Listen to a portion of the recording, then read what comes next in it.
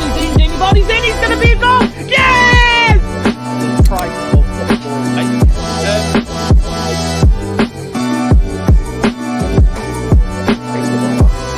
On the out.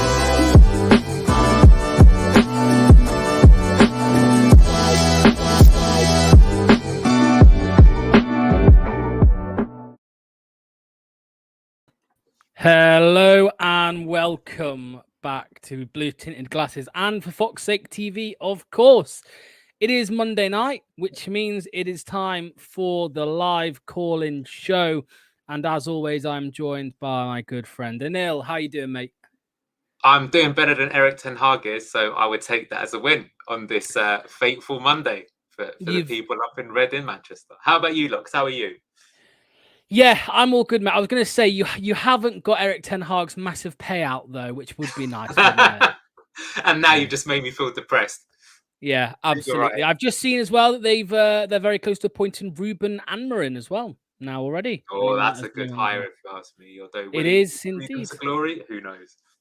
Who knows? So, just to let anyone know, if you are new around here, the live call-in show is very simple. I'm Lox over here. There's Anil over there, as you can see. And we open up the stream to anybody and everybody who wants to join, come and have their say about anything Leicester City related. I imagine a lot of people are going to want to talk about the Nottingham Forest game. There might be people who want to talk about the Man United game on the week coming up in a couple of days, or the Ipswich game on the weekend. Whatever you want, you can come and have your say. And the way you do that is by clicking the link that is in the description of the video, or it is also in the comment section right there. It's also, if you have me on Twitter, it's also there as well. So plenty of places where you can find the link. Before we get our first caller in, we're going to go to the live comments and just see a few people. Hello to Callum, mate. Hope you're doing well. Tripe and Onions were second in the chat. Hello to you. There is the link again for anybody who missed it. Clibbo put in the comment section there. He's actually the first caller, so he'll be on in a second. That's 2 weeks in a row, right? Clibbo was the... Sorry, I'm not Serenity Clibbo. That's for trolling me last week about the Forest score. Thomas said, Ten Hag, get in. Leicester Fan TV, Tom, Steve Cooper to Man United. Hey, Tom, mate, there's the link, mate. If you're brave, if you're feeling brave, come and click the link. Dawn says, hi, Lox and Anil. Hope you're both well. Hello to Dawn. Thank you so much. And as Anil said, evening, everyone. Evening, Dawn. Right. It is time for our first caller. And just like last week, it is Clibbo. How you doing, mate? Evening, boys. I've just got to get this out there. I didn't troll you. I literally meant to say under 21s. Oh, I bet. Yeah. I did. And in fact, I posted like a few seconds later under 21s.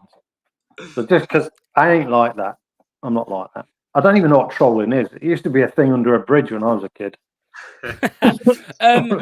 Sorry, just before we come to Anil, if you can also put the link in your chat because Chips can't find it. So there we go. Right. So, Clibbo, mate, what do you want to talk about today? Because, we just had the Forest game. Is it that you want to talk about or is it something else? Well, it's kind of about the Forest game, but not sort of directly. So we watched a bit of kind of Enzo Ball-ish in the first half, and I actually think that's probably as exciting a game, 45 minutes that we've played. And I enjoyed it. I was a bit nervous, but I enjoyed it. And I think the players seem to sort of naturally go with it. Now, I think instinctively they're fighting against what Cooper's trying to achieve. So given that, do you think that there is a case to be made for a hybrid system given the players that we've got, like a Kenzo Ball? Do you want to take this one, Anil, mate? You want to start us off? Clibbo always comes in strong. He's, when it's like the goal of the month, is it scored in the first game of the season? When we talk about who's going to get the comment of the day at the end. I mean, I could talk so much about this. So, Lox, please do shut me up because I don't want to go off on one. I mean, you bring up so many interesting points there. I think the players definitely do prefer playing this style, but you've got a question, is this style going to work in the Premier League? You're already seeing, for example, that Southampton have stuck to their style. How's it working out for them? Ipswich have stuck to their style. How's it working out with them? Actually, Leicester did not stick to their style. They actually, by hook or by crook, that has proved to be good. And then we went back to their system. So I've got a feeling that your sort of hot take of there being a hybrid system is probably the answer, really, if you think about it. Somehow we're going to have to engineer that, because I think the way that we play is really good, but it relies on controlling the game. And the thing is, it's harder and harder to control the game against opposition at its top. So, to be honest with you, with Forest, we did actually largely control the game. But every time we didn't control the game, well, conceded a goal. And you just saw how brutal it was, that their central defensive midfielder in Yates, who's not even someone that many people would rate, scores the first goal with a clinical finish on the first one. Chris Wood, we've got Wolfie from Forest Fan TV was absolutely trolling us. I don't know if you've seen this online, but fair play to him, and what a brilliant finish. So I think you're going to be right that is probably where we're going to go to, and we'll probably have to figure it out. But let's see how the system does in the meantime. And do we have the right person to actually implement that hybrid system might also be something to think about. And that might be something I ask you about, Clivo, actually, what your opinion on that is. I don't think so. And the reason I say that, it kind of never bodes well for a manager when at this early stage that there's a general rumbling amongst the fans that they're not really committed to being with him or against him. Is kind of on the fence, and I think that doesn't bode well. And I think that you can see that in the players, as much as that they'll come on the media and sort of back the manager to a certain degree. I think you can see it just in their performances. They are confused. And, I know they're professional players and they should be able to adapt to systems, but, it's styles, isn't it? I mean, for me, I like Okoli and I think he will turn out to be a good player. But I do think, when you've got a team like Leicester and you buy a defender, you're not going to get all the main attributes, or they'll be playing for Man U or say Chelsea, Man City, Liverpool, Arsenal. So, like if you take Vestergaard, for instance, I think he's a better defender currently than Okoli. I think his passing ability and his vision is better. But the one thing that is lacking is pace. So you have to give up one thing. And for me, in that system, I do genuinely think, I know it's controversial, but I do think we're missing Vestergaard. I think the outball that he produces takes so much pressure off the defence. I don't know what your thoughts are. I don't think it's controversial at all to say about Vestergaard, because, look, he, at the end of the relegation season in that summer, everyone thought the same thing. I'd be surprised if there was even one, maybe, I reckon it was less than 1% of the fan base thought there was any future for Yannick Vestergaard at this club. And suddenly Enzo Maresca comes in, he changes the philosophy, the style of football, and suddenly Vestergaard, albeit in the Championship, is a very important player. And I still think he should have been a very important player this season for us. He didn't start the season great. Which is why Okoli came in. Because I think Okoli didn't start the season because he was poor in pre-season and Vestergaard was better. But, Vestergaard didn't start the season well and Okoli came in. And Okoli's been, in my opinion, the best out of the two between him and Fass. So it is tough because some people would say Fass is our best defender. Some people would say it's Vestergaard. Some would say it's Okoli. I think it's fairly even. But playing this style again, if we do go down this route, if Cooper goes down this route, it then opens it up then to a third centre-back, and I think that should be Yannick Vestergaard. But has the fallout already happened? We believe. I know me and Anil think it has. Yeah, me and Anil think it has. Yeah. How would you set up in a hybrid? Go on, Anil. If they want to pay me $2 million a year, I'll tell them how to do it. Yeah, that's fair, dude. No, that's a good question. We could even do a show like that. But to be honest with you, Clivo, I think you hit it bang on the head there, which is that you've got to make choices. You can't have everything. So what's the choices that you do? And I think you'd also have to pick the team based on who you're playing against. Like, I think as well that I really love the fact that we played that system, but many people said that system specifically against Nottingham Forest was maybe not the wisest choice. Including Forest fans. Well, they told us, but I would, you could even argue in the whole league, other than maybe Man City or something like that, that they've got fast, deadly wingers, and that's what you've got to do. Now, I actually think for that game, he did have to play Okoli because he actually did clean up a few times when the wingers got in, which Vestergaard would have had no chance. But as you're pointing out, if you do that, though, then you're not going to be built from the back so good. So which of the two that you got to choose? And I guess that's what I'm saying is the hybrid system. I guess like, okay, we're playing Southampton. Southampton, we think we can get at them. So actually, we will put Vestergaard in because it's more important that we just maintain control, put them on the back foot, and we don't think they've got as much of a threat coming the other way. Oh, we're playing, Forest, different one. We've got to be a bit more fit. We got bullied in the middle of the park there, for example. Maybe even though Winks is really good, between him and Ricardo, we've got to have a more physical player there. Hamza Chowdhury, I know I'll get absolutely shouted down for saying that, but he did play that inverted position when Ricardo was resting and stuff like that. So, and that's not even saying if you want to make some other tweaks, like maybe I actually think in that game that we were really aggressive and that sometimes our goals, we looked at it, Harry Winks plays the cross. So we actually attacked in that move with 6 players. Now, I've been saying all season long, I want to see us attack with 5, not 4, but we attacked with 6. So I think they got that from the games last season at the end of the season where like some teams were parking the bus so much that Ricardo started pushing up. So there's a bit of a hybrid there. So there's so many ways that you can go with all these things. We'll have to wait and see. But you know what? I would settle right now for just one system that worked, to be honest. You see, I've heard it leveled that they don't look as fit. People have been saying that they didn't look as fit as Forest. And obviously playing Enzo ball, it does require a level of fitness that maybe Cooper ball doesn't. And I know all pre-season, all managers have a different philosophy on it. But would you say from what you saw that they didn't look quite as fit as last season? Yeah, and that's down to training. That's down to the manager and the other coaches for sure. I mean, you look at. I remember Bielsa's Leeds United with a. So I'm getting a bit of feedback, Clibbo, mate. If you covering the mic a little, yeah, that's a bit better. Yeah, sorry. Sorry. No, it's all right. I remember Leeds United's. Bielsa's Leeds United with the fittest in the league, probably the fittest in Europe. And then when he left, and Jesse Marsh came in, and then he was then replaced by Javi Gracia. And then I remember Sam Allardyce came in, and I saw an interview recently where he said they weren't fit.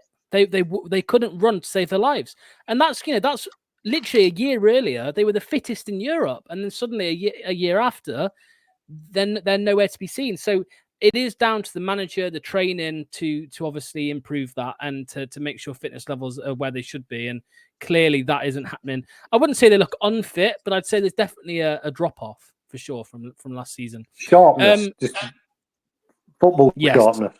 Yeah, I'd agree. Right, Clibbo, mate, we've got loads of callers waiting, so I'm going to let you go. Thank you so much for clicking in, and we shall see you next week, hopefully, mate. All right. Nice one. Cheers. Bye-bye. Thank you to Clibbo. Coming up next is Chips, who is a long-term watcher, I think mostly on for Fox 8 TV, but he comes over to mine sometimes as well. Hello, Chips. How you doing, pal? Hello. How are you doing? All good, mate. All good. What do you fancy talking about today? It's not. I didn't want to talk about something everyone's talking about, and my opinions might not be the best, but I wanted to ask you a question. Like, do you think last season's transfer window is better than this one? Because after looking at it, I personally think our transfer window has been pretty piss poor. That's an interesting. Tell us how you really feel, Chips, please. Yeah, I like it. Yeah. Well, okay, so we obviously needed the Dewsbury Hall replacement, and then we needed a striker because Daka's amazing, and then Vardy's just a bit past it. I don't think we can afford to play him this much. I don't think we really got any of that. I mean, obviously, I think Buonanotte is a good replacement, but I don't want to count him if he's not permanent or semi-permanent. And then other than Okoli and maybe Skip, I don't see any other good signings. I feel like someone like El Canous wasn't the time to sign someone like him now. I feel like we needed someone who can actually come in and make a difference. If we just spent like the majority of our funds on someone who's not even getting into the starting lineup when we're fighting against relegation, then is that really a good idea? And then, at the start, I thought, oh, nice, we got Reed in for free, but is his wages even worth paying? He looks like he can't kick a ball.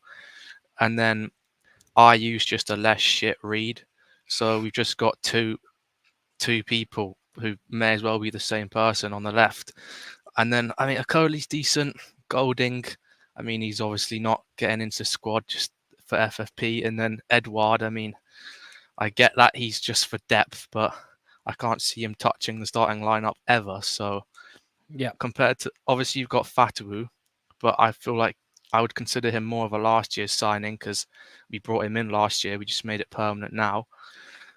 You've got people like Fatawu and Hermansen coming in last season, where right now the only standout signing for me is a loan this year, and we're in the Premier League now when we already had a decent team in the Championship. Mate, you know what? I always find it so difficult when it comes to transfers on who to blame when they go poor, because I mean the Daka, Samari, Vestergaard signings, we're led to believe that they were Brendan Rodgers, and yeah, with the more recent ones, I think when we got relegated, I was really impressed with the transfer window that we did have because we lost some big names, of course we did. Yuri Tillemans on a free, James Madison for a nice chunk of money, Harvey Barnes as well, Castagna. But I was a little bit worried on who we were going to bring in. And I think at the start of the summer, I was looking at names like championship signings, like Jack Clark, and players like Sammy Smodics, what people asked for this year. Yeah. But we didn't go down that route. We went down a completely different route. We went down a route that was like the Leicester of old, looking abroad, looking for young talents abroad and exciting ones. And I think it really paid off. I mean, you look at Hermansen now, we anticipate we'll get at least 40 million for him starting this summer or later. Abdul Fatawi, who knows in the future what we'll get for him. So that was really impressive. This year, again, I don't know who to blame because I believe they're Steve Cooper signings, most of them. Jordan Ayew played under Cooper. Oliver Skipp played under Cooper before. We've got a couple decent young talents thrown in there as well. Caleb Okoli, 23 or 24 years old, just got a call up for Italy. Bilal El Khanous, you could probably class in that Abdul Fatawu type signing from the year before. So it feels like there is still a mix, and we are getting some of these young talent from abroad coming in, which we can get excited about. But all in all, I do kind of agree with you that the window, and it is all hindsight, of course. Daka and Samari sounded like great signings at the time, and now we look back and say that the shit, right? So it is all hindsight, but yeah, I think I have been a little bit disappointed too, especially with the Ayew, Deco, Dover Reed. Whatever you think of them as players, they don't make much sense business-wise. What about you, Anil, mate? I think it's still too early to judge. I think if you rewind the clock back 12 months, Mad started amazing. You could tell right from the off, even in pre-season, okay, this guy's a good player. Mavididi, I think it took him maybe 10, 15 games before he started hitting a bit of a purple patch. I remember a game was in December or something against Birmingham where I was like, okay, wow, this guy's properly good. That was the one where my eyes got open. I think the same with Fatawu. I think Winks, he started off immediately looking really good. So I wouldn't, what I guess I'm saying is I'm not disagreeing with you, Chips, but I think we should just hold our horses a little bit before fully casting judgment on a lot of players, especially people like El Khanous. Like I think what Buonanotte is doing, which is like being a difference maker from game one virtually, is like very unusual in the Premier League for that to happen for a young player. It's not the norm. So we should give them a bit more time. I think you're perfectly entitled though and right to say that like, well, the Bobby Reed, that definitely doesn't look like a good one. Ayew, I think, has been all right, to be honest with you, since he's coming. I mean, if you look at it, he's scored goals. He's scored twice already. He's played multiple different positions. I'm not saying he's a bad signing. I'm just saying business. If you think about the resale value and the age and the length of contract and the fee, I think, yeah. Yeah, but if we stay up, it'll probably be considered a good signing, would it not? But I think, to be fair to Chips, what he's saying, which is true, is that like Skipp, not in the first team that was playing on Friday. El Khanous, not in the first team that was on Friday. Okoli was, to be fair, but yeah, it's like, where are the players going to immediately make the difference? And I think the striker was the one that everyone was calling out for. That said, you don't know who's available in the market. And like Forest themselves, they were trying to sign every striker going. In the end, they didn't sign any. They stuck with Chris Wood and he did the business. And I guess with us, in the end, we couldn't find a properly good striker. We stuck with Vardy and he's got 4 goals in 9 games, which is amazing for a 37-year-old and still pretty good regardless. So let's see where it goes. I would say the thing that seems actually the weakest right now is that there's not enough wingers in the squad. So if Mavadidi or Fatal we need a rest or they're out of form, we don't have another difference maker that you can bring onto the pitch that can beat a player one-on-one. And you saw that when Ayew came on. Like, he is a decent player, but one-on-one, I mean, I would fancy my chances defending against him, right? Whereas Mavadidi or Fatal you take to, and I think Bobby Reid is the same. So I would have liked to have seen us bring in one more player who can beat a man. Although I think we had that problem last year too, because Yunus Akgün was a good player, but was a bit better in the 8 than on the wing. And, you know, I've got a feeling that Bobby Reid will be the same as that as well. But like I say, let's see where it goes. And I still got a feeling that there'll be some activity in January, even if it's just loan signings. Yeah. The thing yeah. is, Go on, mate. I like Skip and I like Ayew, and I do want to give El Khanous the time, but I just think it's the wrong time to give him the time. I don't think we can afford to be giving him a year when that year, the next year, we might be in the Championship and you just spent 20 million or however much it was on him.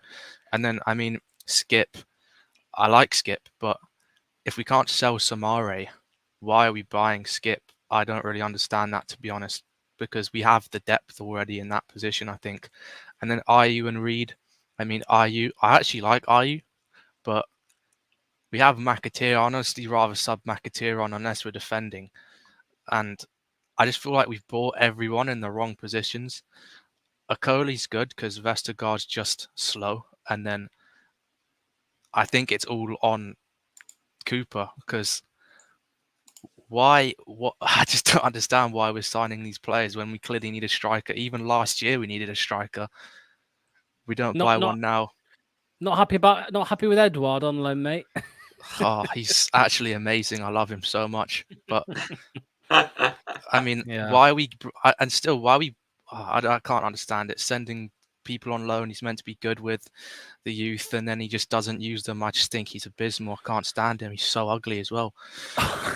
To be fair, mate. To be fair, I again speaking to Wolfie, he actually said he barely brought youth through at Forest as well. I don't actually know where this myth came. Is it just because he won the Youth World Cup? Is that the only reason why people think he's good? They might have meant he's good with the youth in a different way, but okay, all right, Chips, all right, right, mate. Thank you so much. Anyway, Chips, make sure to come in next week as well because we've got 2 games between now and then, so it'll be good to get you in next Monday as well. Just click in, mate. Yeah. Yeah, thank you. Lovely stuff. Cheers, Chips. we can get a weekly Chips update on how he thinks of the signings because he's one of the things he said is going to be clipped as a short. Not the last thing he said, but there was another one that was pretty hilarious. So, yeah, I think Luke would like Chips. So yeah, right. Let's get Ant on. Anton? What am I on about? I meant Ant on. Ant is next. Everyone else in who's waiting, don't worry, be patient. We will come to you all. We won't miss anybody off. Ross, at this moment in time, I'm coming to you last because you're still sat on a boss. Right. Here is Ant. How you doing, mate? Yeah, all good, thanks. You? All good. What would you like to talk about? Well, has Steve Cooper already lost the dressing room? Because we're starting to see a lot of players, and coming out and saying how much they enjoyed last season's football under Enzo Maresca. I'm yet to see one player say how much they're enjoying playing Steve Cooper. Like, to publicly come out on Sky Sports on an interview on Friday Night Football in the way Harry Winks did and talk about that goal. And for you guys that haven't seen it, the clips on Sky's Twitter, basically saying that we played well when we were using Enzo Maresca's tactics. As soon as we used yours, it went to shit. Well, I spoke about this the other. We've spoken loads on this channel, on Anil's channel, on Luke's channel, especially about Steve Cooper and our conspiracy theories and stuff like this. And obviously, rumors have come out all season already about what may or may not have happened or what the players might think of him. But yeah, I hear what you're saying because I as well have seen all these clips about Mavadidi and Hermanson on the Ben Foster podcast. Everyone just speaks so highly about their time under Enzo. All Brighton as well. All Brighton wasn't so praising of him. He praised his knowledge and his intensity, but I think the training he didn't really enjoy too much. But that might be just because he didn't play much. But But yeah, no one really comes out and says, "Oh yeah, this manager's great," because that does happen as well. It's not just because it's the old manager. You do hear like when managers come into a club, the players in interviews and stuff, they say, "Oh yeah, he's been a breath of fresh air." There's been none of that, and I don't know about you, Anil. I mean, again, I know we've had our conspiracy theories, but I honestly think that the recent shift towards last season's style of football is on the players and not by Cooper's choice. Oh, 100%. I mean, I've raised it before, but that leaked conversation that someone had with James Justin, at first I thought it was just bollocks. But everything, it's a prophecy. It's literally the prophecy. Everything that was said in it has come true. And some of the key things he said the players think they know more than the manager. Kind of looks like that way, doesn't it? JJ preferred playing at left back. Kind of looks that way. Can't understand why Ricardo isn't in the first team. Kind of looks that way. So I think, yes. Now, I guess the more interesting sort of thing is it like an irreparable situation, or is it something that you can patch up? Because at the end of the day, we're stuck in this situation. One thing I will credit the players is I don't think they've deliberately thrown in the towel or tried to get the manager sacked. Like they're making, and think about this, and let's say you're working in your job and you just absolutely hate your boss, you hate them with a passion, right? But you still have pride in your job, that you still want to like not be seen as being terrible, right? So you still do your job to the best of your ability, even though you know that the cretin in charge is completely wrong. You might have a situation like that, and now they're sort of trying to resort to taking it. I mean, Manny just put in the comments, are the players teaching Cooper the system? Well, that your theory about Connor Cody on the sideline, I think so. Go on, Anne, what do you make of all that? I was going to say, the thing is, I don't think that they hate Steve Cooper because he comes across as a nice bloke. So I don't think you're ever going to get that situation where they all hate him and stop playing for him. But it's two different things, being a nice bloke and being a good manager. It's like, I think I'd say pretty much, all of us on here, I would say are nice people. It's like, I wouldn't say any of us are ready to go and manage a Premier League football club. And Neil's a dick, but there we go. In fact, yeah. But it's two different things. And it's interesting what you mentioned there about as well, Anil, about and Manny. Sorry, the other players teaching Cooper's the system. I mean, the first half was good against Forest, and it's all Nuno made a tactical change at halftime, and then it was like just Cooper had no answer for it, which we have seen. And funny enough, one thing that Wolfie said on his watch along on the phone, I think it was to Chappie, he said, "The problem now is, Chappie, that the players are going to go in and have to listen to Steve Cooper." And that was, again, he kind of predicted the second half really just by saying that. But, if it is just a brand new system to Steve Cooper as well, and he doesn't really understand it completely, I don't know what to really say. But if that is the case, then I suppose if a tactical change is made at halftime, like it was, he wouldn't have an answer for it. He wouldn't know what to change and what to tweak. But then if that's the case, then he's out of his depth. Yes. I'm sorry. Well, we all agree. We all agree that. But it's like, and I think it might have been you who actually used this analogy. It's like copying someone's homework. But it's like someone from bottom set copying someone's from top set's homework and then being asked to explain it. It's like, yes, it's one thing writing it on a piece of paper. Now stand in front of a class and explain it to everyone. Can't do it. Yeah. Can't do it. Was that you? Exactly. Was that you? Might have caught me out there, with something that's happened to me. Well, look, though, what I would say is, what's that going to lead to? I mean, the worst case scenario is that then we just start falling away and it's left too late. That's always been my fear. I think going back to this system, though, makes me a little bit less scared of that, because I think at least we're moving in the right direction. Look, I think everyone can already say this, that even if he keeps us up, Steve Cooper, I don't see him being around for like a particularly long time, because I think everyone's called it out. He clearly is a bit out of his depth. He doesn't really understand the nuance in terms of what he's trying to do. So unless he somehow has an epiphany and he works it out and he becomes a tactical genius, which I don't see happening, I think the club will move to get someone in at another time. But, you've got to find the right person. There's no telling that. I mean, the problem is you could get someone who on paper is good, but then they have their own concept of what a system should be, and that could go wrong. This happens quite a lot in football, and you can confuse people. So who knows where it's going to go. I still feel fairly positive. I mean, it's a huge game, obviously, against Ipswich, which I'll ask you about, Ant, in a second. But I still think that looking at the team and how he can play, it looks like a team that can stay up to me. And I think as long as we do that, and if we're playing a bit of the football from last season, then someone else will come in and then they'll be the one that has to actually okay, how do I take this to the next level? The thing is, this is what I'm not convinced of. Everyone says we stay up and then he goes next season. If he stays up, we've seen with Top, once you've got credit in the bank, you're there. He will see it long term for you. And but he'll want Europant, surely. It's not enough. Well, we had a disagreement about this, Anil, because I genuinely believe if he keeps us up, Top will be. I'm sorry. I won't. Yeah, I won't be disrespectful, but yeah, Top will make the wrong decision, I think, and keep him in charge. I think that's what Top will do. I think Top and Rudkin or whoever makes the decisions will look at the situation and go, "Well, he kept us up. We owe it to him to keep him in the job." But you don't see you think he will pull the trigger now. I think, to be fair, Top seems to sort of understand football to some degree. Like, he's the one I think that pushed for us to play this more kind of continental style of play. So I still think that he will.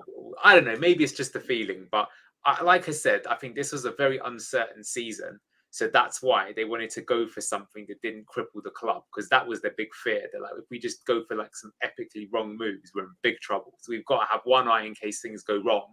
And then if it does well, we can reassess the situation. And so that's what I think will happen. Is let's take it one step at a time. We haven't stayed up yet. Jumping the gun there. We lose it to Ipswich. All of a sudden, we're going to feel a little bit less sure about that. Once we get there, then I think they can take stock. But I mean, they've done it before. Like, Craig Shakespeare was a legend at the club, and Top was, to be fair, that was Vichai. So maybe that's the point Anne's trying to make. But we were pretty ruthless on him pulling the plug. So I think it can happen. Yeah. You say about the play style and like really wanting to push this continental play style. Let's not forget that the first choice was Jesse Marsh. We almost stumbled on Enzo Maresca by chance. It's like he wasn't the first choice by any means. And it's like that's from people like Fabrizio Romano and a lot of good sort of transfer sources. So as good as last year was, I don't think it was as planned out as the club now try and push it as being. Jesse was earlier though, wasn't it? Jesse was when Rodgers was sacked, and then Enzo was obviously then a few months later or a couple months. It was, later. but Jesse Marsh was also he was offered. It wasn't ever an interim thing. Jesse Marsh turned us down because of like not wanting to manage him a championship. So that was alluding to the fact it's a long term, or at least not just to the end of the season. But I'm still convinced Steve Cooper's only here because we thought we were getting a points deduction. And there was one eye on the championship. And that's why I think we'll get rid of him eventually. So that's my opinion. And unless he absolutely pulls it around, we'll see.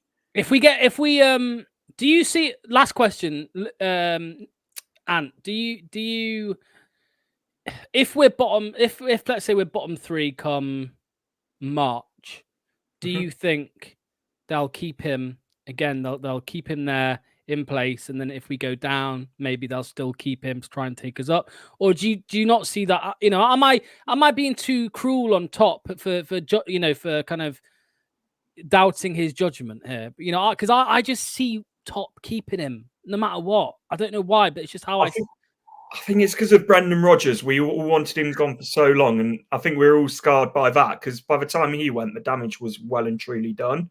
Yeah, I think it's important of saying we're in the bottom 3. If we're in the bottom 3 by 1 point, we've got a good run in and every chance of coming out of it. If we're in the bottom 3, rock bottom, and absolutely no chance of coming back up, staying up, then I think it's a different question. Yeah, that's fair enough. Right, and cheers, mate. Thanks for clicking in. Cheers.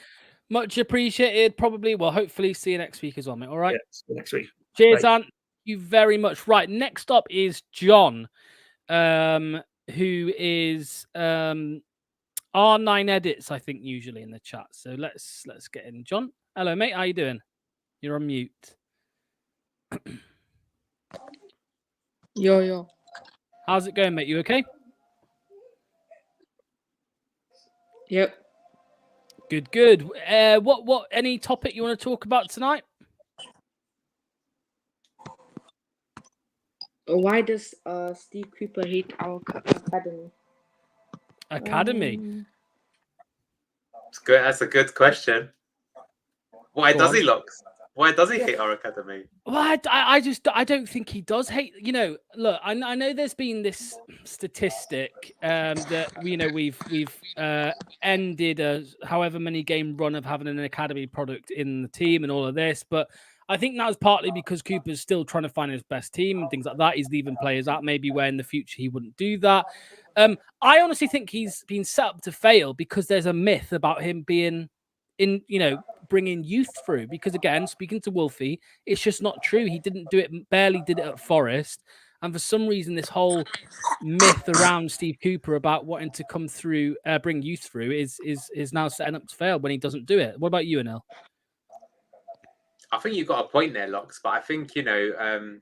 R9 here has got a lot of, good points to make, right? Because I think Alves and Golding, I'll be honest with you, I'm surprised that we haven't seen them get sort of any Premier League minutes at all. I was expecting them to get the occasional 5-10 minutes. And then even if you take those out of the equation, Casey McAteer, I think he got some minutes at the start of the season, none since then. Hamza Chowdhury, okay, now you can say he's well past the academy level, but still he hasn't kind of got it. So what is going on there? And I think the bigger disappointment is the cup games. So we played two, lower league oppositions this season, and we didn't see Alves or Golding at all in those games. That does seem pretty weird. I don't know if Casey McAteer even played them. Maybe he came on late. It just seemed. I didn't ask. Yeah, it didn't. It does seem a bit odd, to be honest with you. Oh, So I don't know why he hates them. Apparently, he's going and watching them. I don't know. It doesn't seem to be as good a plan because if you compare it to Maresca was giving loads of people game time. He gave Arjan Reiki, I think is that his name. He gave Brandon Cover a few games. He gave a lot of people games, and some of them we never even heard of. When Brandon Cover was playing inverted fullback in one of the games. Wow, he didn't do the best in one of those games. I think he did all right in the second one. So, and this again, he was doing it in the cup games against low league opposition, so he had the chance to do it. Yeah, we've lost R9. No, we've lost R9. But thanks for the question. Right, next up is Foxer, and then it is Reese. So Reese, I know you've been waiting ages. So Foxer is up next. How you doing, mate? You okay? Hi guys. Yeah, how are you guys doing?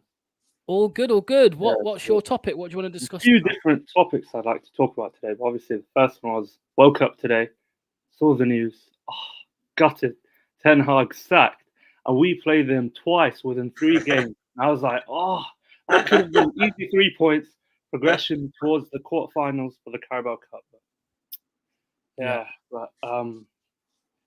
So I see a lot of parallels between Cooper and Ten Hag. The funny thing is that United have a really good squad, definitely nowhere near where they are now. They should be in the top 4 squad-wise.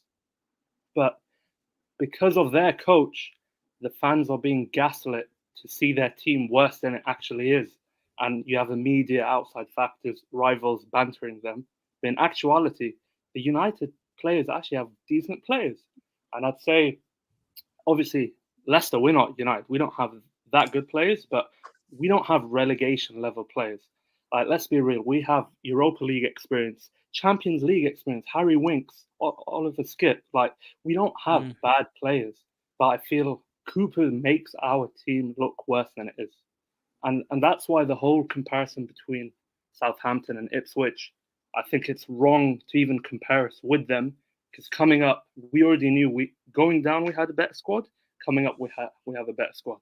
I think if Leeds came up, you could sort of make a comparison if they kept Somerville and Rutter and players like that. But if you actually compare our squad with Southampton and Ipswich, we're miles ahead before we even bought any players in the transfer market.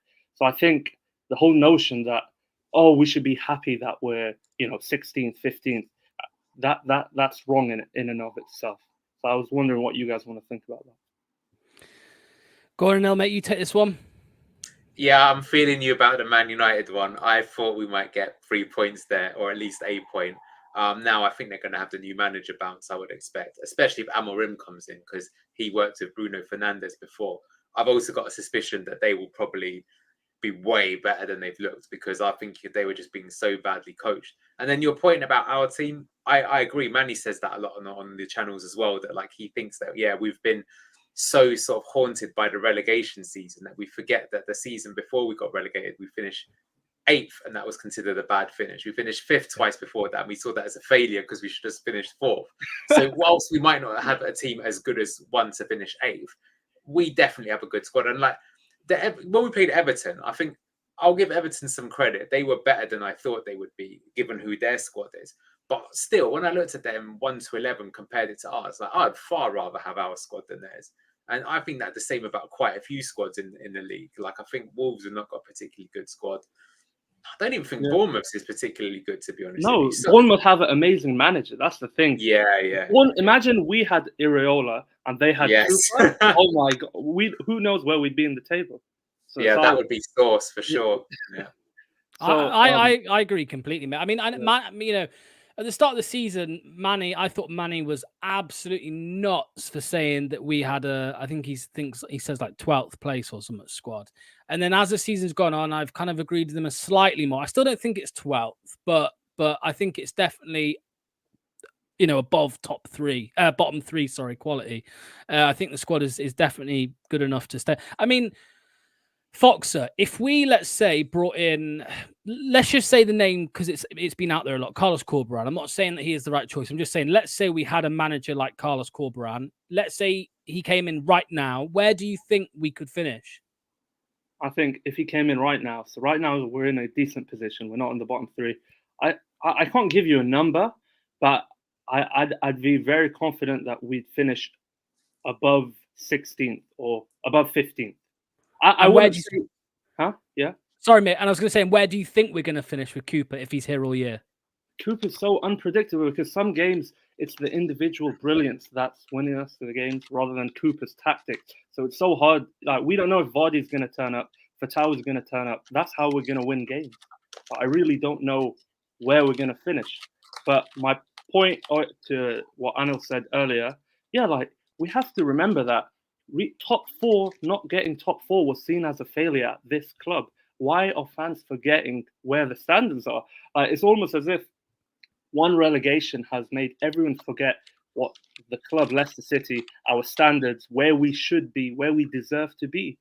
People completely forgot all of that. Like Brendan Rodgers should have been sacked for getting 8th. That was not good enough. Out of Europe, he bottled the Europa League against Roma. Remember that?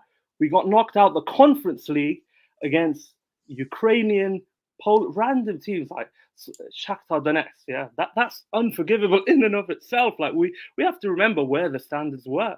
So like coming back to that, in regards to Cooper, I don't think Cooper's the man in the long term.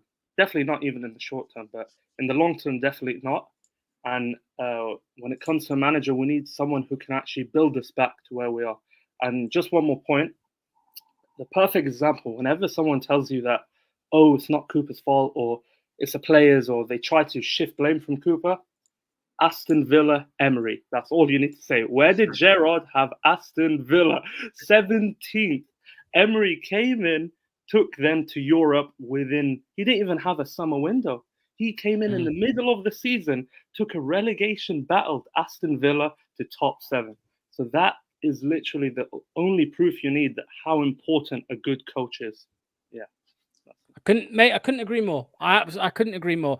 It's interesting that you say about I mean, I'm gonna. Thanks for jogging my memory here, because I'm gonna call Manny out on something when he's on the stream, when he's coming on later. Because what you said about Rodgers should have been sacked when we finished 8th. Because I know Manny now is saying, you know, we should be 12th. We always have to improve and all this. But if I remember rightly, Manny told me, you might have been on the playback stream, Fox. I think Manny says that we should have showed more. We should have given Rodgers more time and showed him more credit. And basically, Manny said that, which I think. Yeah, I think Manny was too blurred by the FA Cup win. I told Manny that, listen, okay, he won an FA Cup, but yeah, you get some credit in the back, but let's not go on like Rodgers won the Champions League or he did anything that Ranieri did. We sacked Ranieri the season after. Well, he wanted Ranieri to stay as well. So I think, go on. Yeah, but the point is, like, if you look at any elite level club in Europe, Real Madrid, any top level club, they don't believe in the whole idea of, you know, keeping managers on for so long just for the sake of it. It's you win trophies, or you're out, mate. And if Leicester want to become a decent level club again, we have to have that mentality. And it also goes back to the fans. Sometimes I get really annoyed by certain fans. They're the reason the board are so like soft on managers and decision makers, because as long as we accept certain levels from the board don't need to be ambitious or have these things. But once fans start turning against the board and saying, sorry, this is not good enough, we need to be winning and this and that, and that's when you see change. And an example I'd give, obviously, back to my point, Manny said that Rodgers obviously should have stayed because of the FA Cup. So if Manny's ultimate goal, to be fair, I don't think he said because of the FA Cup. He just said he should have had. Yeah, but if Manny's eventual goal is obviously for Leicester to establish themselves as a big 7 club, quote unquote. So if you look at let's use Real Madrid as an example. Ancelotti just lost the El Clasico 4-0 against Barcelona. If you see what Real Madrid fans are saying about Ancelotti, you would not realize that this guy has won the most trophies for them ever. He's literally a club hero, legend for them. And the words they're calling him, I can't say it on here, but they want him gone after that. And that shows that the fan base are really important when it comes to that dictating where a club should go. So to that point, I'd say I think Rodgers should have went earlier. And obviously, unfortunately, Top had the same view that Manny did. And that's why, obviously, Rodgers had all that time. And he eventually, it was too late. And Emery was already taken. So if we at least got rid of Rodgers in October, when I think Gerrard went, perhaps Emery could have came. But yeah. Well, there we go. We're going to stop calling Manny out because he's going to be on shortly. So then he can reply to me. He can reply to me. And to me, because I just thought of it. I thought, oh yeah, he's kind of contradicted himself there a bit. I think Manny has. So we'll let him explain. Right. Cheers, Foxer, mate. Thanks for clicking in. Hopefully you click in next week as well. Mate. See you in a bit, pal. Yeah. Bye bye. Right. Spicy. It was. Right, Reese is next. Reese has been waiting so long. I told Reese last week, get in first, mate. But no, he didn't listen. And his uncle was on before him. So that's great. Right, here is Reese. How you doing, mate? It's not very nice, Lox, is it? Sorry, mate. Just calling people. That's all right, mate. How we doing, boys? You all right? Yeah, I'm surprisingly you're okay. doing us up. Look at his background. He's got not only has he got the hoodie on this week, he's got the blue and white wallpaper. We're supposed to be the content creators. We've been absolutely. I've also got a Leicester mug as well with my coffee in. So what is the image? That's not Leicester, is it? Oh, it is. Sorry, I just saw my mum. A bit of greenery. It's my mum's mug. It's when she got married and married my stepdad, and she had a new name on the back of her shirt. So I thought I'd nick it. No, yeah, I just saw the greenery. It looked quite nice. I thought that can't be Leicester, but no, it is. It is. What do you want to talk about, Reese? Right, a couple of points from me. I want to give my views and also get your views on Gary Neville's comments about Harry Winks being in the Leicester squad. Now, I'm not saying I would pick him, but I can understand where he's coming from because England haven't got a midfielder or a holding midfielder that can pick up the ball from the centre halves or the back four or whatever and pass it through the lines like he can. Declan Rice can't do it. Kobbie Manu can't do it. You know, and I was having a debate with it with my mates, and they were saying, "Oh, what are you on about, Reece?" And I'm telling you, there's not another player in that England squad that can do what he can do. I just want to get your views on that, lads. Well, we brought this up on Good Morning Foxes, I think, Anil, and I was like, yeah, I said it was a load of pony, what Neville said. I thought he was just click farming. But what are your thoughts on Anil? No, I said it on Good Morning Foxes. I agree with Reese. I mean, I know a lot of people get laughed at that, but I just want to say, when we signed Harry Winks the first time, I was outraged. I'm like, what are we doing? Why are we signing this waste of space? I used to properly hate him as a player. I remember one time, because I live in North London these days. I was on the bus and this little kid was like going on about Harry Winks. I was like, oh my God, does this kid think Harry Winks is good? He needs some seeing to sort of thing. But then as soon as he appeared in our team, literally in his first game, I was like, oh, I actually can see what this guy's good at. And I can see why he's been underutilized at Spurs. Like he's a perfect kind of like redistributor. And as you said, going back to forth, he's got a very specific role that isn't going to fit in every team. But for certain teams, he is a system player that will make you function way better. And the point is that, like, think about the great Real Madrid team that had the Galacticos. Their most important player wasn't Zidane, it wasn't Figo, it wasn't Raul, it was Claude Makelele. And as soon as they sold him to Chelsea, they fell apart. And although he didn't do quite the same role as Winks, he was still in the CDM position, because it's like all these great players need someone to actually get them the ball. That was the kind of crucial thing. I'm not sure I'd say I would start him, but Harry Winks has got 10 caps for England. And since he's been in the team, I actually now I'm like, oh, wow, I feel like I really owe this guy an apology. I can see why he was so highly rated by the Spurs fans and what he can do for it. And I don't know if he'd make it to like the actual official squad, but I think having him in the squad to see what he can do and if he facilitates the play, I could see it. It'd be interesting to see what happens with Tuchel. I think you've been a bit harsh on Kobbie Mainoo, who I think, to me, seems like the heir apparent in that position. But I know what you're saying. If you want someone who's experienced, who's used to handling the pressure and can do it right away, I could certainly think of worse people. And I would say that is a position that is notorious for English players not having a clue how to do that position. Because they used to call him Winks Iniesta sort of thing for a reason.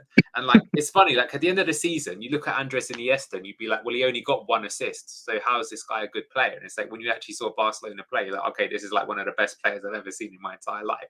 Obviously, Winks is some degrees several lower than that. But again, it's like the facilitator that allows your Messi to play. And I think, you know, if you've got a team that's got Cole Palmer, Saka, Foden, Kane, just get someone who can get the ball to them from the defence.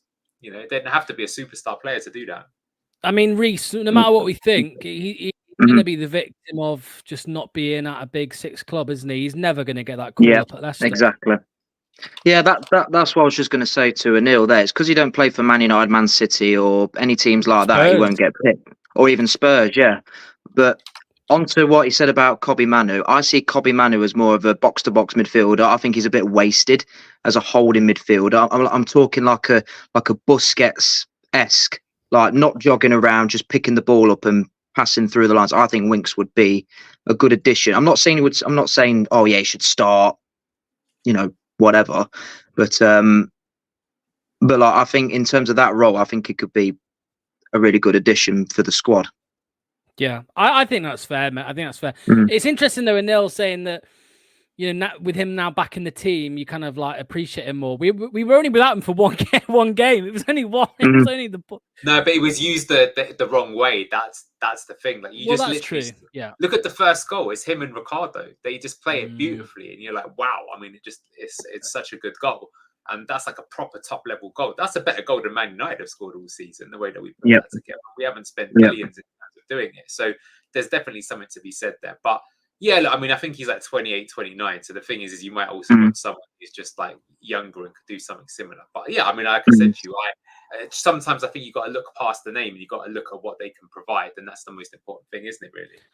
Useful having him alongside maybe Bilal El Khanous, for example, with development, you know, kind of mentoring and all that stuff as well. An experienced player always helps the younger players.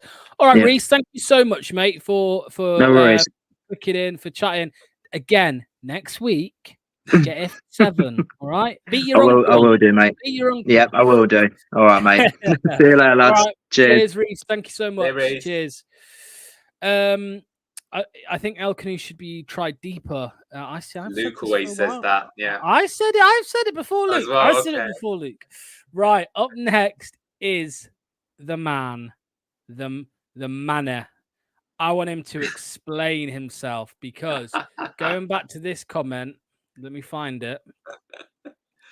Manny, get here now. Explain this sacrilege. Right.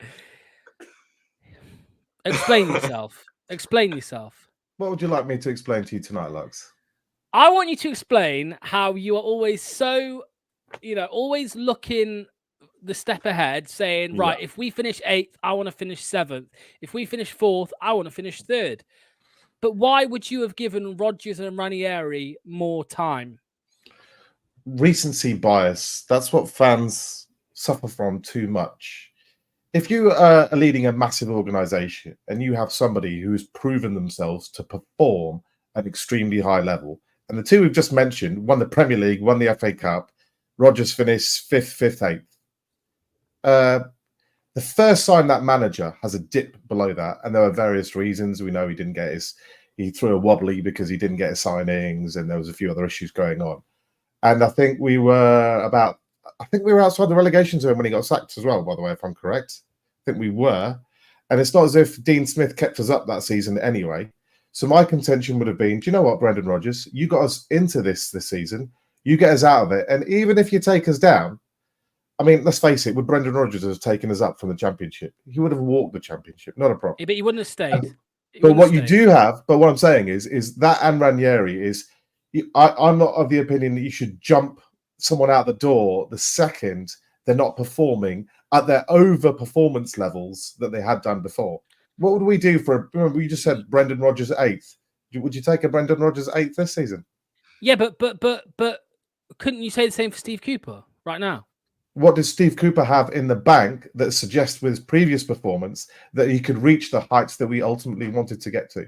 Where in the league was our squad? What level, what position of quality, our squad quality the year we got relegated? Where would you say? Oh, way higher than then. I'd say top 10. Top 10. I'd say top 8, yeah. Yeah, maybe. I mean, we budgeted for that. So that's 8 months of underperforming. That's not just recency. You lose 3-4 games in a row. You're taking it without context, though. They didn't have the investment that they wanted to. There were players like Tielemans who threw the tools down the last 2 years.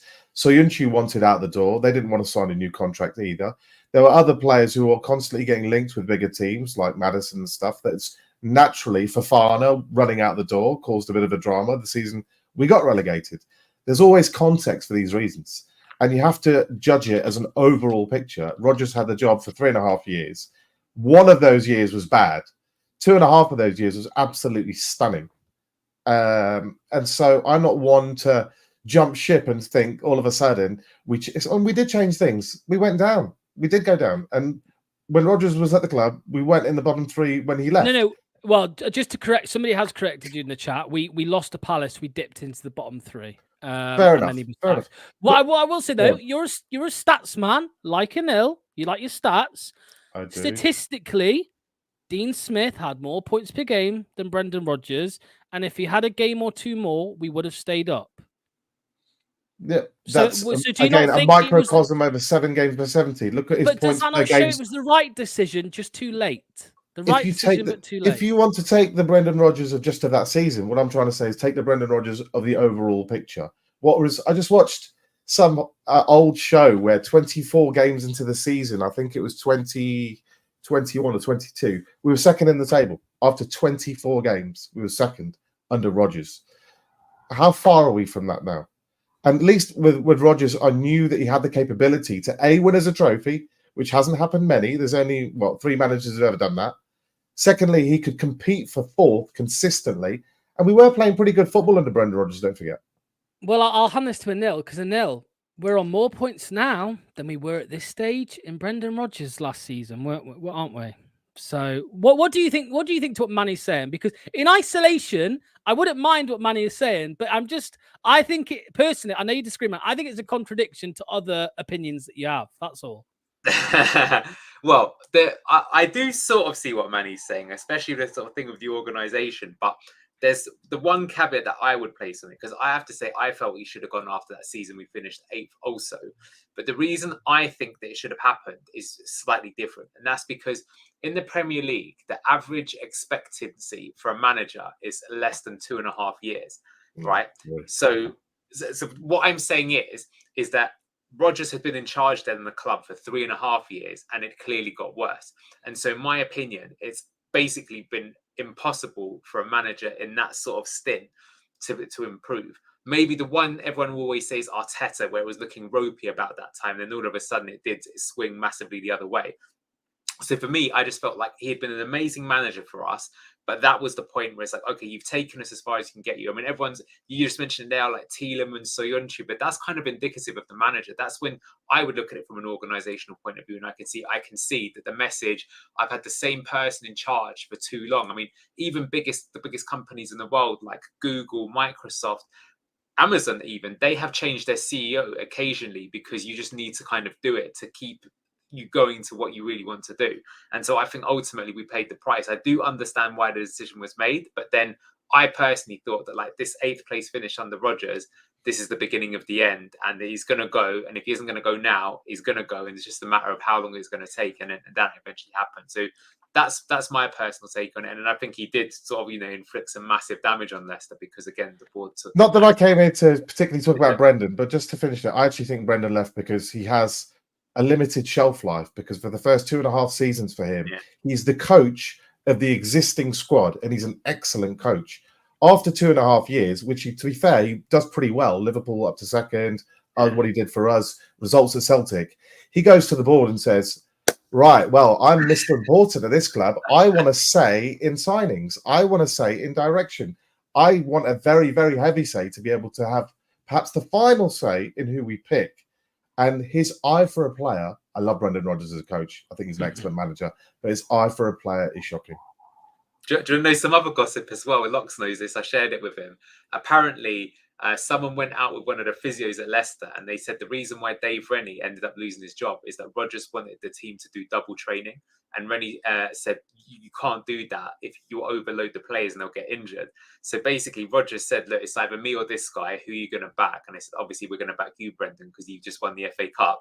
And then the next season, everyone starts getting injured. They start falling off. And Rennie's like, turns out that human beings are at the elite level a very fine-tuned machine, and if you push it too far, they'll snap and they'll get injured. And that is the case of someone, maybe thinking they're a bit bigger than their boots and causing problems. And it was this person's opinion that particular decision was directly responsible for A, more severe injuries, and B, more injuries in total, which then, had big ramifications for us later down the road. So just an interesting tidbit for you. It is interesting because the last caller, Fox, has said that he thinks we should have sacked Rodgers when we finished 8th. And, Manny, you've got to agree. I mean, our stock was high, and we would have been able to replace Rodgers with a very, very good manager at that point, wouldn't we? You've got to admit that. Well, who would you have suggested at the time was available? Well, I can't put my mind in 2020. We ended up with Dean Smith. I mean, come on. I'm thinking a year earlier.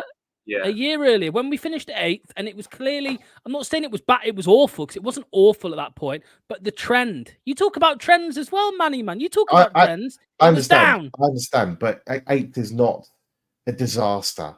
8th is not a disaster. I mean, to say that 8th is a disaster for Leicester City, think about that today. Would 8th be a disaster in any of the next 5 years? Really, I would disagree with you. 15th isn't a disaster. It was a disaster because the budget for that season had been made with the intention of qualifying for Europe, and that's what put us in PSR trouble. Now, I'm being serious here. This is one of the big things, is that they literally, at the time, the club was spending 104% of turnover on wages because they were expecting an increase in turnover. So that's why that blip on not winning a conference by capitulating against Roma had big ramifications. So, my honest answer, if for all the talk about Rodgers or Ranieri or even Cooper today, the key metric to success and what level of success you can aim for, you can attain for, and you can get is quality of recruitment. That is everything. And for all of our Mahrezes, Kantes, Vardis, Huths, Morgans, Schmeichels, Hermansons, and Didis, and lots of other victories. We've had lots of them. We've also had Slimani, Musa, Mendy, Kaputska, Adrian Silva, Benkovic, Gazal, Ward, Pret, Perez, Daka, Sumari, Vestergaard, Bertrand, Suter, Cannon, now Skip, that Manny's busted out this IU. Killing me. There's a mixed bag always. If we happen to have a concentrated period where we'd signed excellent players, where we signed Fofana for 30 million, we signed Harry Maguire for 17 million. These are good quality signings. Johnny Evans for 3.5. So it doesn't always have to be somebody expensive that did a great job for us. And if you have a collection of good signings in a row, then we will progress. If we have a mixed bag, we'll have mixed bag results. If we have a poor transfer window, particularly one after the other, you're going to see a decline. Yeah, well, Yeah, I'm just shocked, Manny. That's all. But hey ho, there we go. I just thought, Keep trying to find holes in me, Lox. You'll find one eventually. If Cooper shithoused his way to a 10th place finish, you'd still want him gone, wouldn't you? You wouldn't want him to stay. You still want him gone. If he gets to 10th, then he must have accumulated points playing a certain style playing 10th. So let's revisit it at that junction. Manny, don't kid yourself. You know you wouldn't want him. You know you wouldn't want him, even if we shithoused the 10th place. What if Cooper plays Enzo ball and somehow the team play excellently and we rise to 10th and finish there? Then what would you say? No, it's not about me. I'm asking you. What would you do?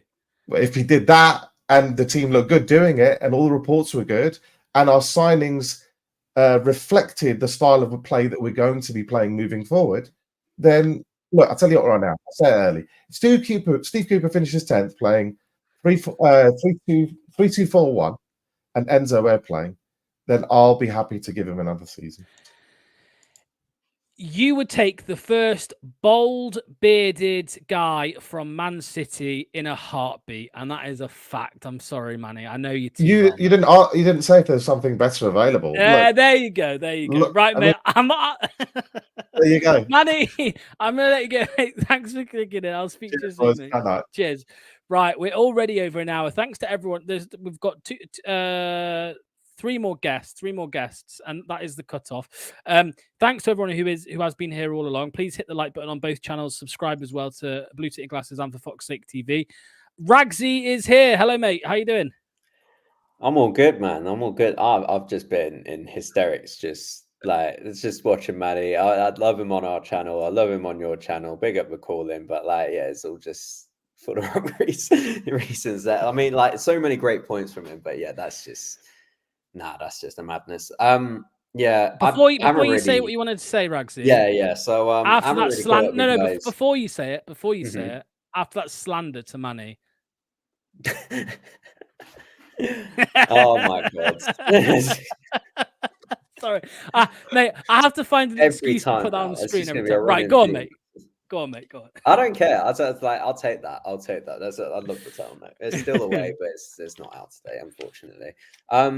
I haven't really caught up with you guys after Friday night and stuff. So, I mean, I'll give my sort of self-assessment of that. I've got a side question as well. I'll try and be quick with it.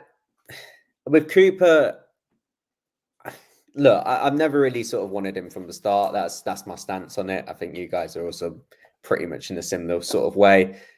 But I am kind of starting to feel sorry for him in the way that, on Friday, he gave us the team that we wanted, the shape, the formation, and the setup. Oh my god!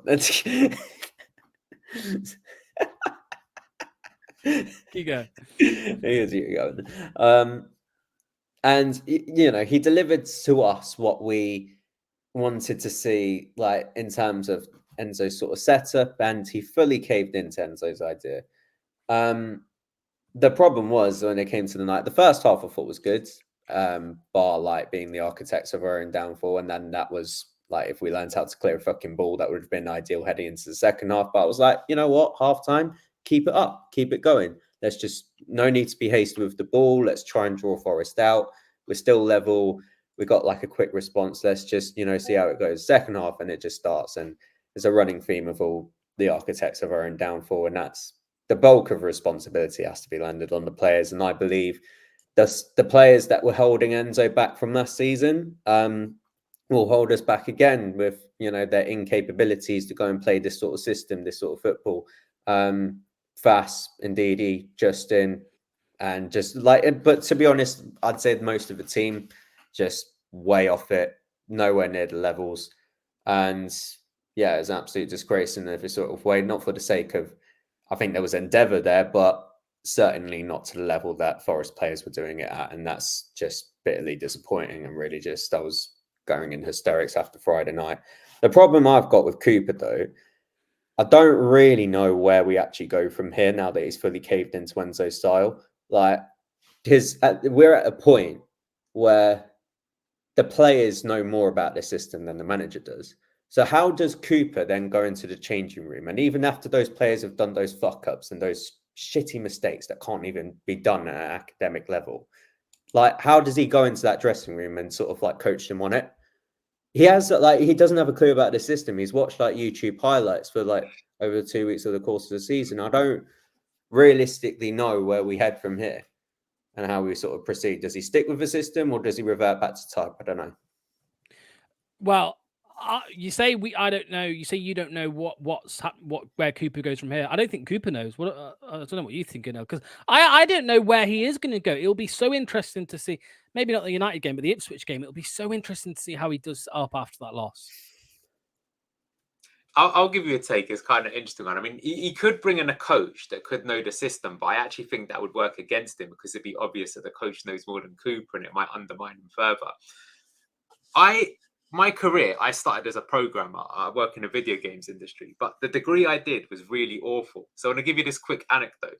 My first job, I arrived on the scene and I started looking at the work they asked me to do. And I looked at it and I thought, I do not understand any of this. And I quickly realized that my degree was terrible. So basically, I was Steve Cooper.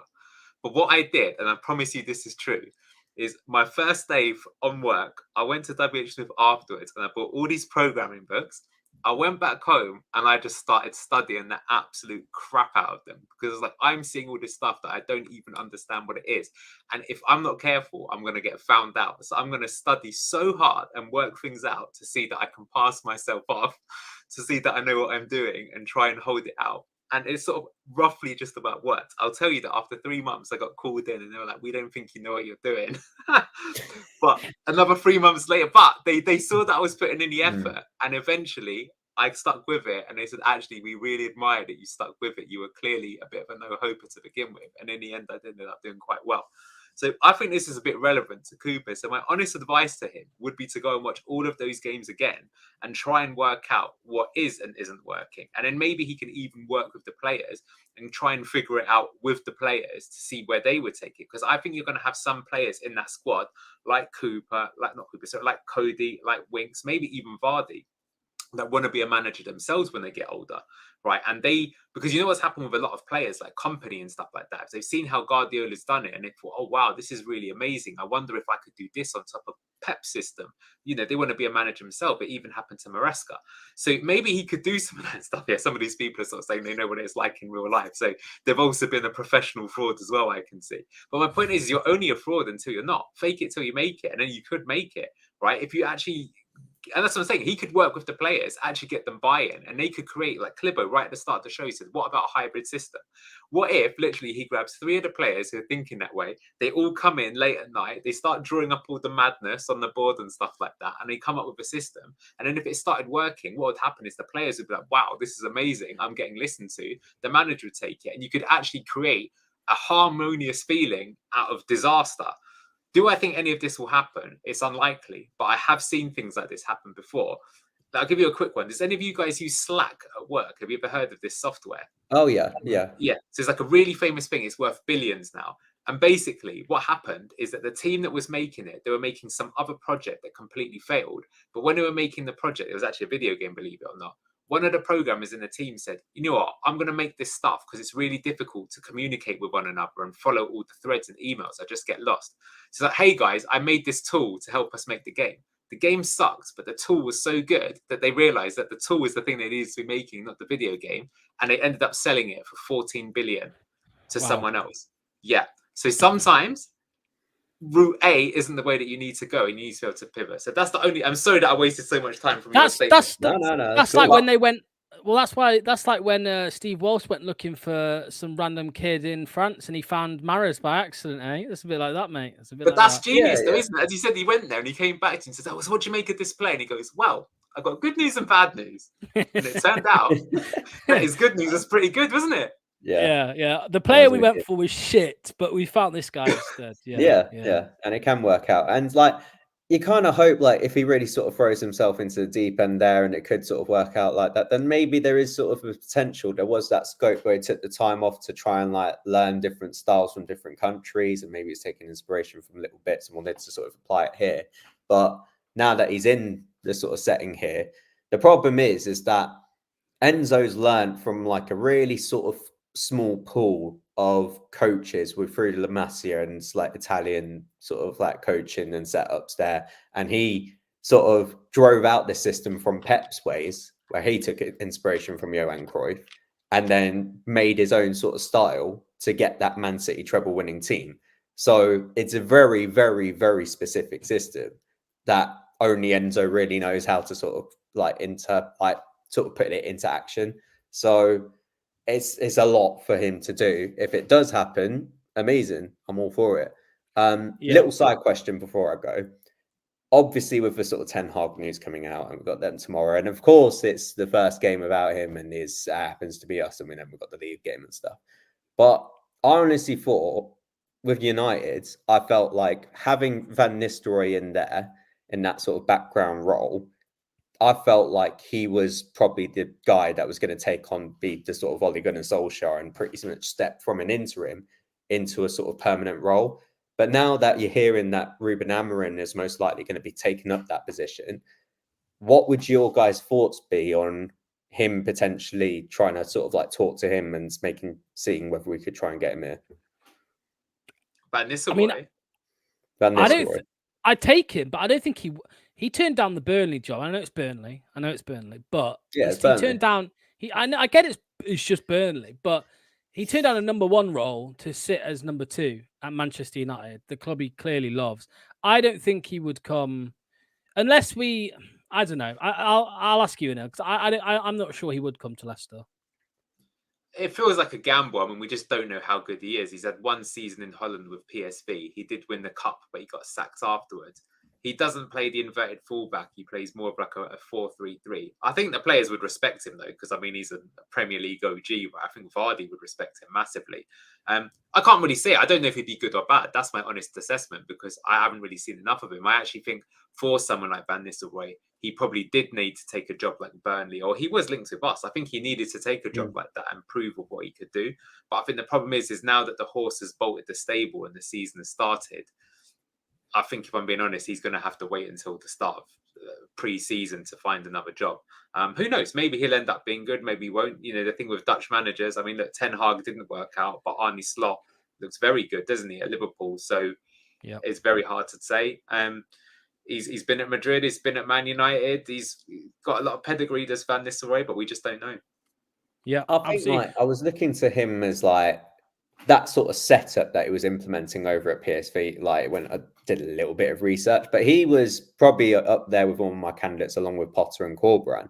Like when the position was available after Enzo left. So, like I think if you really sort of go into that sort of background role as like a number 2 as an assistant, just an overseer, like you're going in there with the intention of being like, right, there's clearly, because it was all public with Ten Hag, they were openly looking for a manager, and like they sort of hired sort of him just to sort of like get to grips with like the players and what their style is, and just sort of like, and he could sort of develop his coaching as he went along, so he was still a coach. But I think you're going in there as the intention being like, as soon as this guy goes, I'm coming in.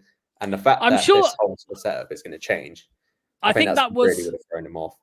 I think that was his intention, by the way. Yeah, I do think Van Nistelrooy thought, right, you know, I'm going to go in there. I'm going to go into Manchester United, and I will be the next man.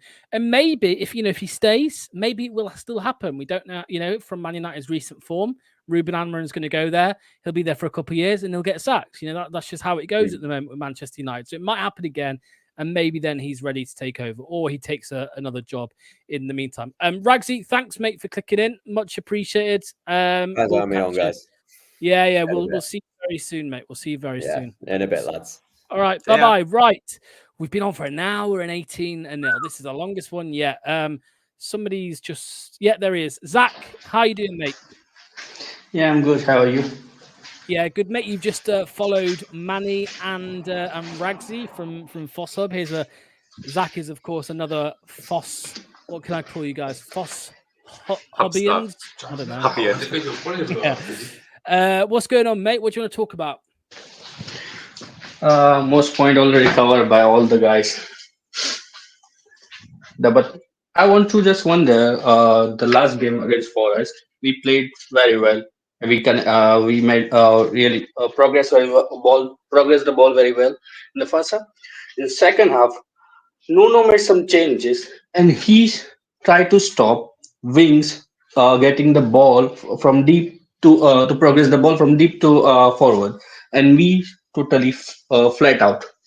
We don't know what we need to do. Every players try to left, right, center. They don't know what to do, and they most of the player like running like headless chickens. What's your thought on that? Anil, I want you to answer it, but just before you do, see G Gullis, who is in the chat, he's sat at home and he's a very angry man this evening. I've seen him make a few comments. If we are so wrong for trying to tell Cooper what to do, then why did he listen to us, or not us, but he made that change, didn't he, against Nottingham Forest and in the second half against Southampton? So, yeah, look, Gullis, we're not saying that we're smarter or that we know better than Steve Cooper. We're just fans, and this is what football's about. You give your opinions, and this is us giving our opinion. If you want to listen to the same opinion over and over again, then the official Leicester City YouTube channel is probably the best place for you, mate. Right. Go on, Anil. Answer Zach's question. No, that's a great question, because more and more teams are going to do it. It's like, if they start attacking the double pivot of Ricardo and Winks, what do we do to get out of it? There's a few options you can do. One we tried that kind of backfired, which is you can use the 2-8s. They can sort of make different angles. That's what it's about. It's about the angle of the pass. You're trying to find the pass the right way. The other way, actually, is that you'd get Vardy more involved as the false nine. So you'd have seen that quite a lot last season. And what we do is actually Mads or Vestergaard, instead of passing it to either Winks or Ricardo, so the reason they play so close together, I don't know if you realize this, because a lot of people are like, it's a bit weird that they play so close together. But the reason they're doing that is so that the two people that are trying to press them, they're also narrow. And that means there's a slightly wider pass outside of them that you can make straight past them to find another player who's more advanced. And then if it goes to Vardy, when the players turn around and Vardy can play it back to one of Winks and Ricardo, then you push out wide. Yeah, Manny's basically saying it better than I can. Yeah, there's other ways to do it. So you need to basically find alternative routes to get out of trouble if one of them is there. But this is the point about, does Cooper understand what's going on? So what you need to recognize is, like, if you see them winning a ball off you once doing that and it's not a mistake, you've got to be like, okay, guys, do this, do that. There was like then if you guys remember this on Match of the Day a few seasons ago with Roberto De Zerbi, where you could see Brighton were in trouble, and then Brighton ended up winning the game like 4-1. And how they did it is De Zerbi just told Lewis Dunk, oh, you just need to stand, instead of standing here, you just need to stand 5 yards that way instead. And that's all it took, just moving the player 5 yards. This was against Man United. They opened up the passing angle and they destroyed them. And it's like, that for me, that's why I love football. Like, football is like such a simple game, but to make it that simple is really difficult, if that makes sense. So yeah, a lot of things you've got to do to try and get around it. Yeah. What do you think, Zach? What do you think to what Manny said? If not, wingers get isolated and you're looking for a piece of magic. I think we should make a system. In last season, we had a system. If the wingers got isolated, the one of 8 going to either side to provide the support with another midfielder. You see that last game it wasn't happening. Facundo going either crossing the box or either he was a dip. He wasn't as in providing support to Abdul, and that was the same case with the NDD wasn't providing support to now Didi. So you see that our 2 8s in the last game wasn't providing support to each flank.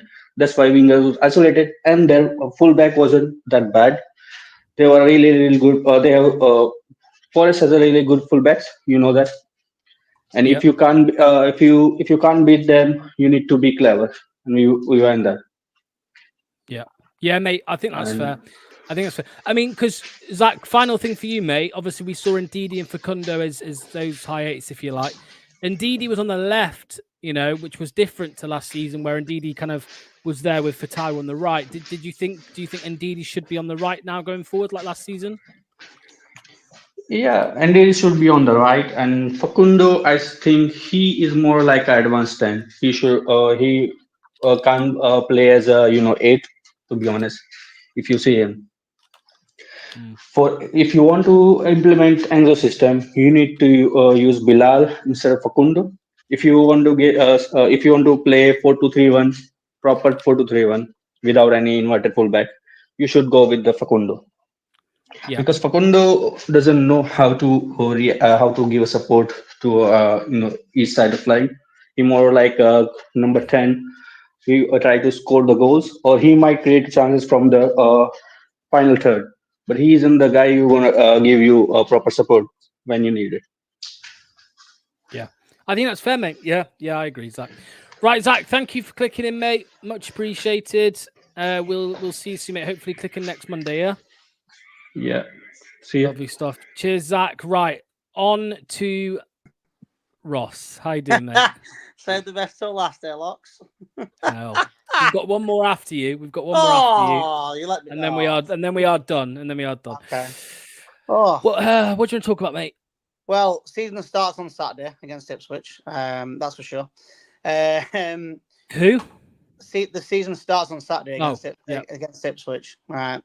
So my thing tonight, obviously watching that game Friday, I was there. I was in the L block, and it was great until the second goal. Rule number one in football: you do not, as a defender, you do not let the ball bounce ever. And Faz, I don't know what he was doing. It looked like a Sunday League game. Decides to head it, and then obviously Wood heads it over. Boom, it's 3-1. And Forest just absolutely just ransacked us. But no, that's not what I came on to talk about. Mine is about the League Cup on Wednesday. So, obviously, with Max Brannan getting sacked now, going back to EastEnders. Now, if he'd have got sacked after, if he'd have gone afterwards, I think we've got a more chance of winning that game on Wednesday. And now, because obviously he's gone, there's like they're gonna have their tails up. And obviously we're all Leicester fans for years. Every time a manager gets the sack before they play Leicester, they somehow miraculously turn up. So it's just my question is, I want to win the League Cup. I'm saying it now. I've said it since the get-go. I want us to win the League Cup again. The last time we won it was we were the first team to win it in the Millennium in 2000. The last team to win it at the old Wembley. That's a fact as well. Just putting that out there. And I want to win it, and not just that. Jamie Vardy has never won the League Cup. Imagine that in a collection. In a 12-and-a-half-year career, you've technically won a trophy every 4 years. The Premier League, FA Cup, League Cup. How do we win the League Cup, Ross? Tell us. Easy. Win matches. And, well, the only thing is I'm going on Wednesday night. I'm paying that ridiculous £42 to see a wage stealer in goal. That's going to be an issue. But as long as we play Stellarik, if we play Stellarik, I'll be... He's injured. Injured. Great. Please play... Right, Cooper, if you're watching, for any reason that you are watching this show, please play Daniel Everson. Just please. Trust me, Ross. Steve Cooper is the last person who would be watching my channel. I'll tell you that right now. Well, here's the thing. I'm going back to just a quick one about Mane's point earlier. He's saying about Rodgers. He decided to put a wage stealer in goal for 26 games. Come on. He should have gone when we lost to Forest 4-1. That he should have gone a long time ago after that. Losing Kasper Schmeichel is one thing. You have a whole 30 days to bring in a better goalkeeper, and we've had to suffer with that person.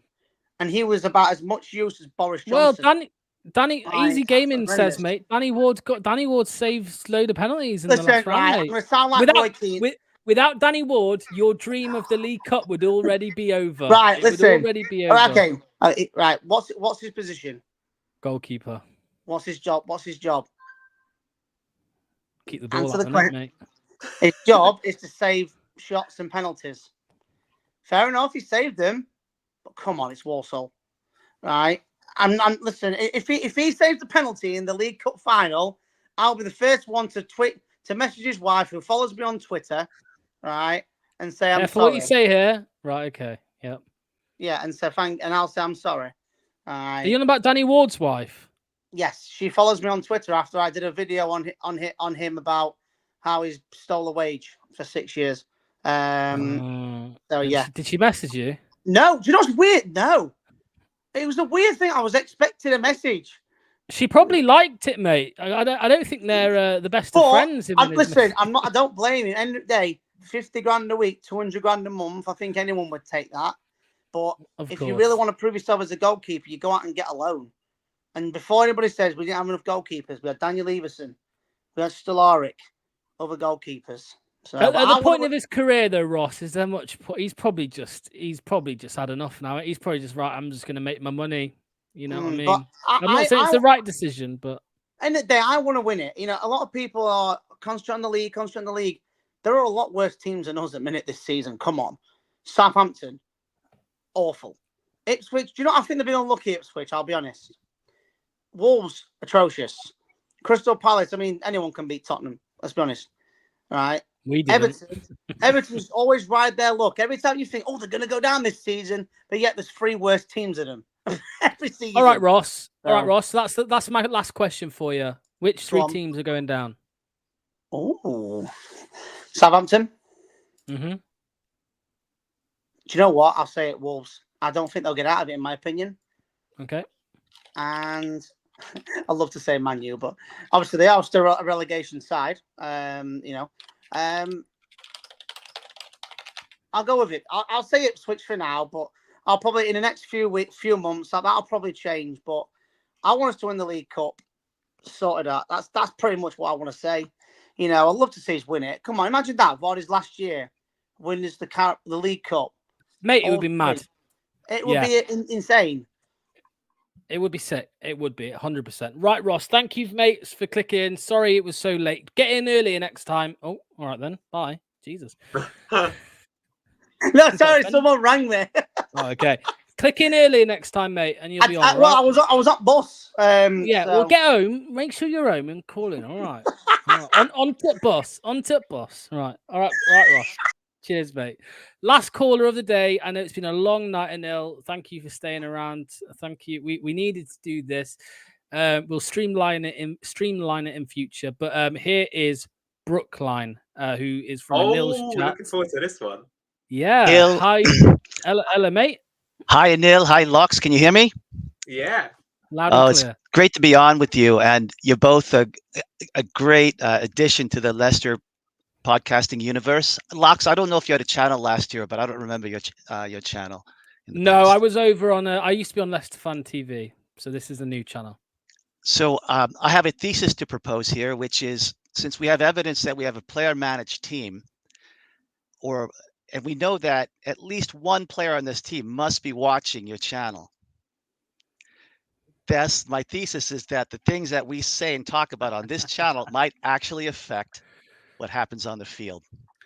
Look, some people will call it madness to even suggest that any of the players or staff see these videos, but I know for sure that another YouTuber, Leicester YouTuber, who isn't massive, it doesn't have massive numbers. I know for sure that players are aware of them and have seen videos and have made comments and even shown the clips in the training ground. So again, I'm not saying that anyone has watched this, but yeah, you never know, mate. You never know. I think your videos they just rise above the general level of emotion and we suck or we're great or the analysis. I think there's some content, there's some value add. I think that they can get from it. So I'm going to propose a homework assignment mostly to Anil, but Lox, you can chime in. I think that there's 2 mysteries this season on the defensive side. Number one is it seems like over half our goals are scored when the other team simply pulls the ball back to the penalty spot and someone just runs in and kicks it in unmarked. So Anil, that's number one. And number 2 is what's going on the right side, the Justin side, the Ricky Pereira side. That doesn't make sense how we're so open on that side. And yet the other side seems like maybe we'd say in America, Fort Knox on the left side. Mm-hmm. Okay. The right side's wide open. So if you can solve those. Go on, Anil, mate. Talk to us. No, I take that as a challenge. Firstly, can I say it's so great to have you on, Brookline, because I've seen you on quite a few of the channels and your comments are always really, really good. So it's great to have like a voice for the person who puts in the comments. That's cool. Yeah, look, I'll be honest, you can probably tell this already. Like, I try and treat the analysis pretty professionally. I would say it's not quite to the detail that you'd see at a proper club. Just so you guys know, I've actually done some coaching badges. So I've been to some, I won't call them pro, but there's like a Barnet who had sort of semi-pro club in North London. And as part of my badges, I went there, I even ran some of their training sessions and stuff like that. And I've seen some of their post-match. And well, yeah, basically you might have to do a report as part of your coaching. So I've done like a legit for reals one. And yeah, you'd have to put more detail in it. You go into the sort of stuff that you're talking about. I don't quite do that in the analysis videos that we put out, just because I don't want to bore the pants off people. But, you know, maybe it is time to do those sort of things. You've pointed out some things that are very obviously true. Like, again, Forest, some of the goals that they scored, they came from the right-hand side again, didn't they? Like Hudson-Odoi as well almost scored off the post, and then it gets turned over and Chris Wood turns and scores. I don't think that's necessarily from right hand side, but it did actually come from there, so it's something we've got to look at, and the free man on the other side. So yeah, definitely we'll think about that. I would ask the same question to you, you know, how you think we could solve it. It is one of those tricky things, because sometimes the thing is, when you get to that level of coaching, it's not just telling you where to stand, but you've got to understand phases of play. So, you know, the ball being 10 yards in different position can completely change what you're supposed to do and what setup you're supposed to have, and you have to go into quite a lot of detail. And I'll openly admit myself that that's the level that you need to get to if you really wanted to be a top level coach. I'll be honest with you, for example, I don't think Steve Cooper understands that. Or I don't know if you remember like Frank Lampard at Chelsea, but for example, his team used to press, but they used to press like headless chickens, so there were gaps all over the place because he didn't understand it. It's not just as simple as running after the ball, right? You got to stand in certain places. All right, challenge accepted. Let's see what we can come up with on Blue Tip. So I'll propose a hypothesis. Here's a hypothesis, or maybe a place to start, and that is with the field player that everyone in Leicester world thinks is the best player we've had this year, and that's Facundo. I start from a different point of view with him, and I say, well, which player of the 11 seems the least connected to the other players on the pitch? And I'm going to say it's Facundo. And it starts with the phrase number 10, okay? Because when you hear the word number 10, it's a hero ball. It's a guy who's a hero, the creator. A number 10 is rarely expected to play defense. And if you look at Facundo's assist numbers, he only has 2 assists this year. He's like way behind Wilf on the assist column. He just, and I think he's 19 years old. He could fit in perfectly. But if we're trying to migrate back to an Enzo or a hybrid Enzo system, there are players that I think are better suited for that. I mean, Casey McAteer knows the system very well. He plays with high energy levels. He tracks back on defense. And when I look at that game, you know, he made the mistake dribbling out of the box. He also let that ball just run to the goalie when Fatu tried to slide one in. So there's something just very disconnected in the way he's playing. He takes a lot of shots, doesn't make a lot of passes in the box, and maybe the problem is his coverage on the right side. And so that's maybe a place to start with your analysis, Anil. Yeah, because he needs to be coached. He's not standing in the right places. It's all true. Yeah. Someone's literally put in the chat, this guy is big brain. So I'm gonna agree with Chips there. Absolutely. You know what? We normally do this afterwards, but I'm gonna say partly as well because he blew smoke up our ass at the start. But Klein, you are caller of the day, my friend. Hopefully you click in next week. That's awesome. It usually goes to the first caller, but you guys are so worn out and tired, you can't remember the name of the first caller. So somebody asked as well, where you calling from, mate? I'm calling from England, New England, that is, New England, Massachusetts. Oh, cool. Yeah. Nice. Very nice. Very nice. Well, I don't know what time it is there, but hopefully 7 p.m. UK time on a Monday evening is okay, and you can do it again next week. Definitely. Thanks, guys. See you later. Lovely stuff. Thank you so much, Brookline. Caller of the day. He's added like twice as much work to my next thing that I create, though. That's the problem. yeah. Right. Anil, it's been a long one, mate. They've got longer and longer every week. We will find a way to streamline it a little bit, but most of the chat has been here from the very, very start. So thank you to them. Big shout out. We haven't been able to get every comment up, but we've tried our best, and thank you for getting them in. Make sure to hit the like button as well and hit subscribe on both Blue Tick and Glasses and for Fox's Sake TV.